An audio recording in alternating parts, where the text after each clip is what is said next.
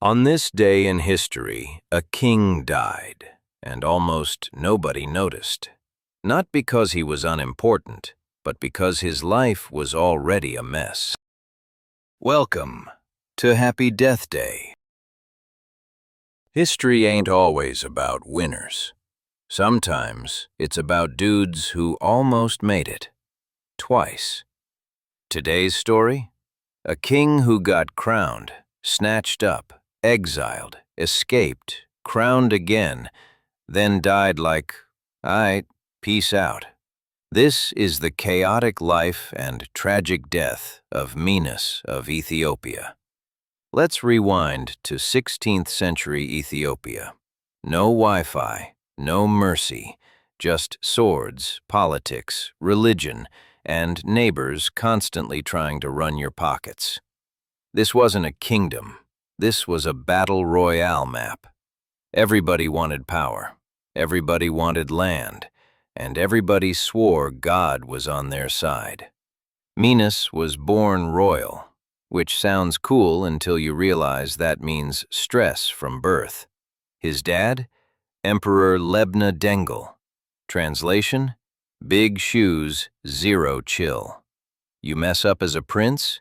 You don't get grounded. You get exiled, imprisoned, or erased from history. While Menas is growing up, Ethiopia starts catching L's left and right. Invaders roll in. Cities burn. Churches get wrecked.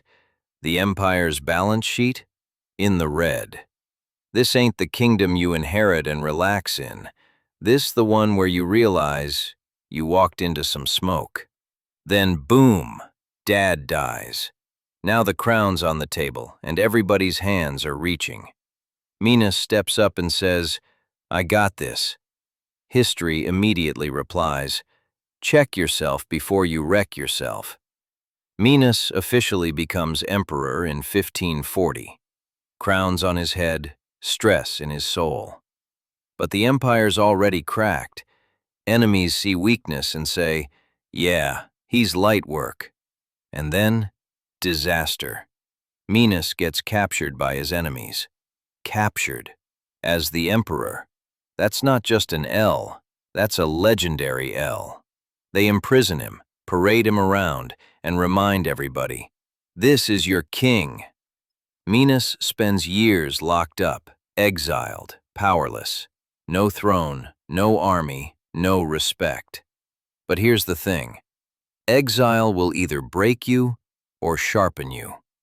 Menas was sitting there like, "Soon as I'm free, I'm spinning the block." Against all odds, Menas escapes, links up with allies, pulls off the medieval version of a comeback tour. In 1559, he takes the throne again. That's right, same crown, same kingdom, new attitude. But here's the catch. His second reign? Short. Very short. The empire's still bleeding. Internal drama, external threats, religious tensions everywhere. This wasn't a victory lap. This was survival mode. On February 1st, 1563, Menas dies. No dramatic final battle, no movie-style ending, just exhaustion, illness, and a kingdom that took everything out of him.